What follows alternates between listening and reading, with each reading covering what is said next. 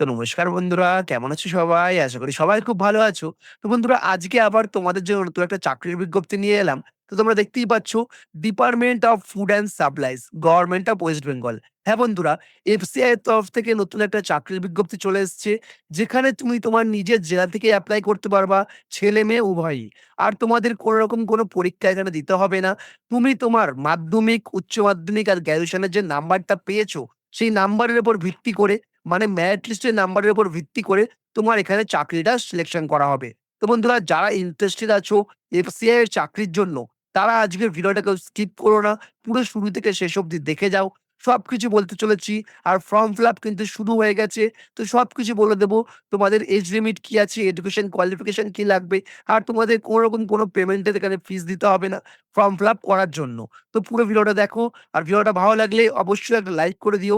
আর যারা নতুন হচ্ছে আমার চ্যানেলে, অবশ্যই চ্যানেলটাকে সাবস্ক্রাইব করে পাশে থাকা বেল আইকনটা প্রেস করে দিও। তো চলো বন্ধুরা, তোমাদেরকে আমি পিডিএফটা দেখাই। ওকে? তো বন্ধুরা দেখে নাও, এটা হচ্ছে তোমাদের অফিসিয়াল পিডিএফটা, যেখানে তোমাদের গভর্নমেন্ট অফ ওয়েস্ট বেঙ্গলের তরফ থেকে ফুড অ্যান্ড সাপ্লাই ডিপার্টমেন্টে ডিইও পোস্টে নিয়োগ করা হচ্ছে। মানে ডেটা এন্ট্রি অপারেটর পোস্টে তোমাদের এই চাকরিতে নিয়োগ করা হচ্ছে। আর তোমাদের এই চাকরির ফর্ম ফিল আপ কিন্তু শুরু হয়ে গেছে। ১৩ই মার্চ ২০২৬ থেকে অনলাইনে ফর্ম ফিল আপ শুরু হয়ে গেছে। যারা ইন্টারেস্টেড আছো তারা আজকেই ফর্মটা ফিল আপ করে দাও। তোমাদের কোন রকম ফর্ম ফিল আপের ফিস এখানে লাগছে না। তোমার কোনো পরীক্ষাও এখানে দিতে হবে না। শুধুমাত্র তোমার মাধ্যমিক, উচ্চ মাধ্যমিক আর গ্র্যাজুয়েশনের নাম্বার দেখে তোমাকে সিলেকশন করা হবে। তো দেখে নাও, তোমাদের এই চাকরির জন্য এলিজিবিলিটি ক্রাইটেরিয়া কি আছে? সর্বপ্রথমে কি বলেছে? তোমাকে ইন্ডিয়া সিটিজেনশিপ হতে হবে। মানে তোমাকে ইন্ডিয়ার স্থায়ী বাসিন্দা হতে হবে। ২য় নম্বরে কি বলেছে? তোমার মিনিমাম এডুকেশন কোয়ালিফিকেশন, তোমার এখানে গ্র্যাজুয়েশন কিন্তু হতে হবে। বুঝে গেলা? তোমাকে গ্র্যাজুয়েশন হতে হবে। সে তুমি আর্টস নিয়ে পড়ো কিংবা সায়েন্স নিয়ে পড়ো কিংবা কমার্স নিয়ে পড়ো। তোমার যেকোনো একটা ডিগ্রি থাকলেই হবে গ্র্যাজুয়েশনের। তারপরে কি বলেছে? তোমাকে সার্টিফিকেট ইন কম্পিউটার অ্যাপ্লিকেশন। তোমাকে কম্পিউটার অ্যাপ্লিকেশনের সার্টিফিকেট তোমার থাকতে হবে। যদি তোমার সার্টিফিকেট না থাকে, তাহলে এখনো অনেকদিন বাকি আছে। তো অবশ্যই একটা কম্পিউটার অ্যাপ্লিকেশন সার্টিফিকেট তুমি বের করে নিও। তারপরে কি বলেছে দেখো, তোমার এজ লিমিট। তো তোমার এখানে বয়স হতে হবে ২১ থেকে ৩৫ বছরের মধ্যে। তাও তোমার ১ই মার্চ ২০২৬ অনুযায়ী।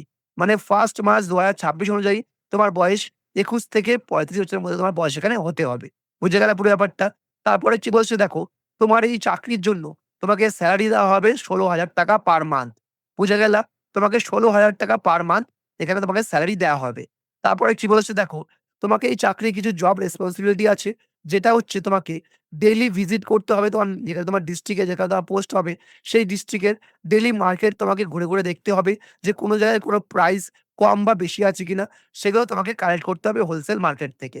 বুঝে গেলা? ২য় নম্বরে তোমাকে কি বলা হয়েছে?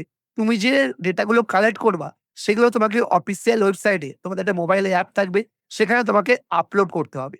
বুঝে গেলা পুরো ব্যাপারটা? ৩য় নম্বর কি বলেছে?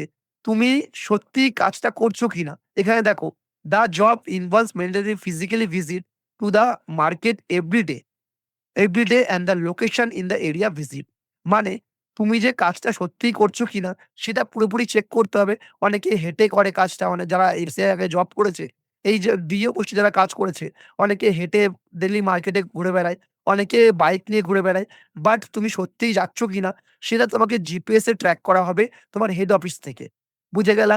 তুমি সত্যিই কি এভরিডে কাজে যাচ্ছ কিনা সেটা তোমাকে জিপিএস এ ট্র্যাক করা হবে তোমার হেড অফিস থেকে। ওকে?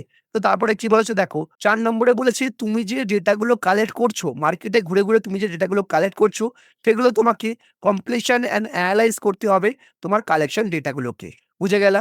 ৫ নম্বরে দেখো, তোমাকে প্রিপারেশন নিতে বলছে এমআইএস রিপোর্টস এর উপর।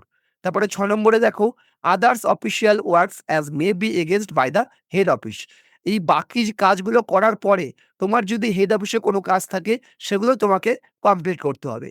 পুরো জব রেসপন্সিবিলিটি তোমাদেরকে আমি বলে দিলাম। তোমাদের কি, কি কাজ করতে হতে পারে এই চাকরির জন্য। তো এবার দেখো, তোমাদের সিলেকশন প্রসেস, তোমাদের এই চাকরির সিলেকশন প্রসেস কিভাবে হবে সেটা তোমাদের বলে দিই। সর্বপ্রথমে কি বলেছে, তোমাদের যে এই অনলাইনে ফর্ম ফিল আপটা, এটা কিন্তু শুধুমাত্র অনলাইনে হবে। কোন রকম কোন অফলাইনে ফর্ম ফিল আপ এই চাকরির জন্য হবে না। আর এটা হচ্ছে অফিসিয়াল ওয়েবসাইট। বুঝে গেলা? এটা হচ্ছে অফিসিয়াল ওয়েবসাইট। আর এখানে কি বলেছে এটা খুবই ইম্পোর্টেন্ট, এটা মন দিয়ে শোনো। "One applicant can be apply for 1 district only." মানে একটা ক্যান্ডিডেট আদার্স মানে একসঙ্গে ৩-৪ টা ডিস্ট্রিক্টে এপ্লাই করতে পারবে না। তুমি তোমার নিজের ডিস্ট্রিক্ট থেকেই এপ্লাই করতে পারবা। বুঝে গেলে একটা ক্যান্ডিডেট শুধুমাত্র একটা ডিস্ট্রিক্টেই এপ্লাই করতে পারে। সে তুমি নিজেরটা করো কিংবা বাইরের ডিস্ট্রিক্টে করো। ওকে, ক্লিয়ার? তো এবার দেখো ২য় নম্বরে কি বলেছে?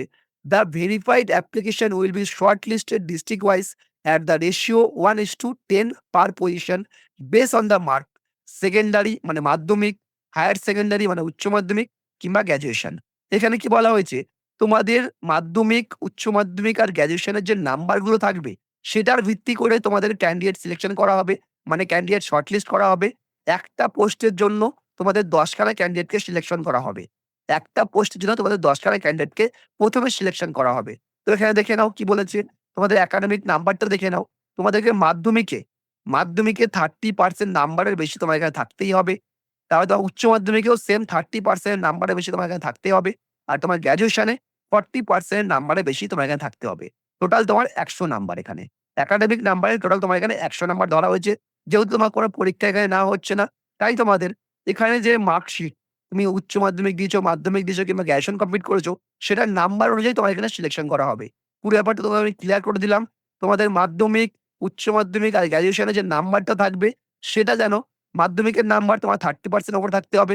উচ্চ মাধ্যমিকের নাম্বার তোমার 30% ওপরে থাকতে হবে। আর তোমার গ্র্যাজুয়েশনের নাম্বার তোমার 40% এর বেশি থাকতে হবে। টোটাল মিলিয়ে ১০০ নাম্বার। তাহলেই তোমার নাম শর্টলিস্ট করা হবে সিলেকশনের পদ্ধতিতে। এরপরেও আরো অনেক কটা স্টেপ আছে। যেমন দেখো, এখানে কি বলেছে? "The shortlist candidate will be called the type test" এটা হচ্ছে ফেজ 1। মানে তোমাদের নাম যদি সিলেকশন হয়, মানে তোমাদের নাম যদি শর্টলিস্ট করা হয়, তোমাদের আরেকবার ডাকা হবে। সেটা হচ্ছে টাইপ টেস্টের জন্য। বুঝে গেলা? তারপরে কি বলেছে? এখানে দেখো তোমাদের টাইপ টেস্টে সিলেকশন হওয়ার পরে after type test candidate will B further shortlist district wise 1:3 মানে একটা পোস্টে তোমাদের ৩ জন ক্যান্ডিডেটকে ডাকা হবে। বুঝে গেলা পুরো ব্যাপারটা? তোমাদেরকে এখানে তারপরে কি বলেছে দেখো, এখানে তোমাদের এফিসিয়েন্সি টেস্ট হবে এমএস এক্সেল এর উপর। তারপরে লাস্টে হবে ইন্টারভিউ। তো আমি তোমাদের আরেকবার তোমাদের বুঝিয়ে বলি, নিচে আসি। তো দেখে নাও, এটা হচ্ছে ফাইনালি তোমাদের পুরো টেস্টের ব্যাপারটা এখানে বলা হয়েছে। তোমাদের যে ১ম যে টেস্টটা হবে, তোমাদের ফেজ 1 এ যে টেস্টটা হবে, সেটা হচ্ছে তোমাদের টাইপিং টেস্ট। সেটার নাম্বার থাকবে ৪০ নাম্বার। আর সেই পরীক্ষাটা হবে তোমাদের ডিস্ট্রিক্ট হেডকোয়ার্টারে। বুঝে গেলা? তোমাদের ডিস্ট্রিক্ট হেডকোয়ার্টারে ৪০ নম্বরের একটা পরীক্ষা হবে। সেটা হবে তোমাদের টাইপিং টেস্ট। তারপরে দেখো, তোমাদের efficiency test in MS Excel. এটা হচ্ছে তোমাদের ফেজ 2। সেখানে তোমার নাম্বার ধরা হবে ৫০ নাম্বার। আর সেই পরীক্ষাটা হবে তোমাদের স্টেট হেডকোয়ার্টারে। এটা হবে ডিস্ট্রিক্টে, এটা হবে স্টেটে। তারপরে তোমার ইন্টারভিউ হবে, ১০ নাম্বার থাকবে। এটাও তোমার স্টেট হেডকোয়ার্টারে তোমার ইন্টারভিউ হবে। টোটাল তোমার এখানে ১০০ নাম্বারের পরীক্ষা হবে। একটা হবে তোমার টাইপিং টেস্ট ৪০ নাম্বারের, আরেকটা তোমার এফিসিয়েন্সি টেস্ট এমএস এক্সেল ৫০ নাম্বারের, আরেকটা হবে তোমার ১০ নাম্বারের হচ্ছে ইন্টারভিউ। টোটাল তোমার ১০০ নাম্বারের পরীক্ষা হবে। তোমাকে চেষ্টা করতে হবে যাতে বেশি নাম্বার তোমার এখানে তোলা যায়। তো দেখো, লাস্ট ডেট কিন্তু তোমার এখানে ১৪ই এপ্রিল ২০২৬। আর বেশি দিন বাকি নেই। ১৪ই এপ্রিল ২০২৬ লাস্ট ডেট। তো যারা ইন্টারেস্টেড আছো এর চাকরির জন্য, তারা আজকেই এপ্লাই করো। তো কি করে এপ্লাই করবে একবার দেখে নাও। আশা করি তোমাদের আমি পুরো পিডিএফটা বলে দিতে পারলাম। ও আরেকটা জিনিস তোমাদের বলা হয়নি, সেটা হচ্ছে তোমাদের কোন ডিস্ট্রিক্ট থেকে তুমি এখানে এপ্লাই করতে পারবা। তো দেখো, সর্বপ্রথমে বলেছি তোমাদের কালিম্পং তুমি এপ্লাই করতে পারবা। তারপর তোমার দার্জিলিং অ্যান্ড শিলিগুড়িতে তুমি এপ্লাই করতে পারবা। তারপর তোমার আলিপুরদুয়ার থেকে এপ্লাই করতে পারবা। তারপর তোমার রানীগঞ্জ থেকে এপ্লাই করতে পারবা। তারপর তোমার মালদা। তো এই কটা ডিস্ট্রিক্ট থেকে তোমার এখানে ভ্যাকেন্সি ছাড়া হয়েছে। আদার্স কোন ডিস্ট্রিক্ট আপাতত এখন কোনো ভ্যাকেন্সি আপডেট আসেনি। যদি আপডেট আসে, আমি তোমাদের সাথে ভিডিও আপলোড করে দেব। ওকে? তো এবার দেখো, তুমি এখানে ফর্মটা কি করে ফিল আপ করবা। তো সর্বপ্রথম তোমার চলে আসতে হবে অফিসিয়াল ওয়েবসাইটে এফসিআই এর। তো এখানে নিচে চলে আসবা। এখানে দেখবা রিক্রুটমেন্ট এর একটা অপশন আছে। এখানে ক্লিক করবা। ক্লিক করার পরে এই দেখছো ১২২ নম্বর, মানে দেখো এপ্লাই নাও অপশন দেখাচ্ছে। লাস্ট ডেট ১৪/৪/২৬ ৫:৩০ লাস্ট ডেট। মানে বিকেল ৫:৩০ টায় তোমার কিন্তু এপ্লাই করতে হবে। তো এপ্লাই নাও ক্লিক করবা। ক্লিক করার পর তোমার এখানে আধার কার্ডের নাম্বারটা দিয়ে তোমাকে পুরো ফর্মটা এখানে ফিল আপ করতে হবে। ওটিপি আসবে একটা। ওটিপিটা দিয়ে তোমার পুরো ফর্মটা ফিল আপ করতে হবে। তো বন্ধুরা বুঝে গেলা। এই ছিল পুরো ব্যাপারটা। ফর্ম ফিল আপটা আমি আগে দেখালাম না।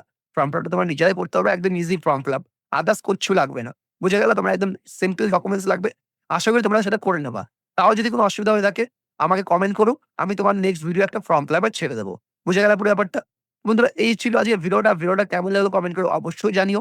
আর যারা ইন্টারেস্টেড আছো তারা আজকেই এপ্লাই করো। তোমাদের কোন রকম কোন এখানে ফিস লাগছে না অ্যাপ্লিকেশনের। শুধুমাত্র তোমার নাম্বার অনুযায়ী তোমার এখানে সিলেকশন করা হবে। কোন পরীক্ষাও দিতে হবে না। বাট তোমাকে টাইপিং টেস্টটা কিন্তু করতে হবে। টাইপিং টেস্ট আর এমএস এক্সেল এর উপর নলেজ তোমাকে থাকতে হবে। আর একটু বেসিক কম্পিউটার নলেজ তোমাকে থাকতে হবে। তাহলেই তুমি এই চাকরির জন্য এলিজিবল আছো। বুঝে গেল পুরো ব্যাপারটা? তো বন্ধুরা এই ছিল আজকের ভিডিওটা। ভিডিওটা কেমন লাগলো কমেন্ট করে অবশ্যই জানিও। আর তুমি তোমার বন্ধুদের কাছে ভিডিওটা অবশ্যই শেয়ার করে দিও, যারা এফসিআই চাকরির জন্য ইন্টারেস্টেড আছে। তো বন্ধুরা আবার দেখা হবে কালকে। আর ভিডিওটা ভালো লাগলে অবশ্যই একটা লাইক করে দিও। চ্যানেলে নতুন হলে অবশ্যই চ্যানেলটাকে সাবস্ক্রাইব করে পাশে থাকা বেল আইকনটা প্রেস করে দিও। তো বন্ধুরা আবার দেখা হবে কালকে নতুন একটা চাকরির বিজ্ঞপ্তি নিয়ে। সবাই ভালো থাকো, সুস্থ থাকো। Tata, bye, bye. Take care.